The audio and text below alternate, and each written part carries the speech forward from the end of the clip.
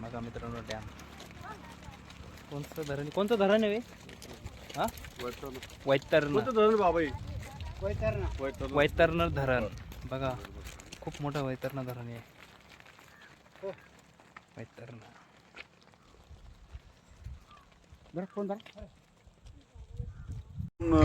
बघा मित्रांनो हे आहे वैतरण धरण आम्ही निघालो होतो त्र्यंबकेश्वरवरून चाललो होतो सूर्यमाळकडे सूर्यमाळकडनं आम्ही घरी निघालो तर ते त्र्यंबकेश्वरकडनं त्या साईडनं तिकडूनचं टोक तर आता आम्ही निघालो इगतपुरी म्हणजे जवळ घोटी साईडच्या रस्त्याने तर बघा घोटी साईडच्या ला सुद्धा हे वैतरण धरणं खूप मोठं आहे आणि यांची इच्छा होती की आम्हाला थांबवायचीच गाडी तिकडून आपल्याला डॅमवरून जायला जमणार नाही कुठंतरी एक कडाला थांबू आणि डॅम बघू शेवटी आमची इच्छा झालीच पूर्ण बघायचं म्हणजे बघायचंच बघा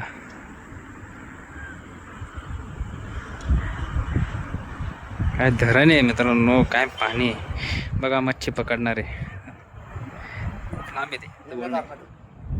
अर्ध्या धरणामध्ये येते जवळपास आमचं झालं आहे आता धरण पाहून आमच्या झाल्या त्यांच्या पूर्ण आम्ही चालू धरण बघून खाली आता उतरायची हाल आहे आमची बघा एवढं खाली बघावं चालले पुढं विचारत नाही डॅमला नाही थांबायचं म्हणताय खालीच जाऊ कुठंतरी एक कोपऱ्यावर थांबू आणि मग वरती आपण डॅमवर बघू धरण वैतरण धरण कसं आहे ते बघायचं म्हणजे बघायचंच शेवटी फायनली धरण बघितलंच आहे मी तर मित्रांनो बघा खाली उतरण्याचे किती हाल होते बघा बघा हे आमचे शांताराम मामा बघा ह्या कडा आहेत साईडच्या ह्या ज्या आहेत त्या साईडच्या कडा आहेत मित्रांनो साईडला जे दगडाने जे बांधलेलं आहेत साईड कडा तर इथं गवत वगैरे पेटवलं होतं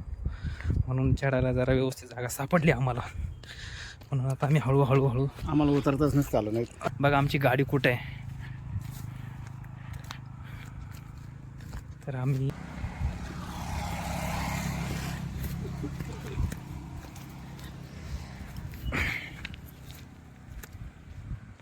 बघा हा घोटी रस्ता आहे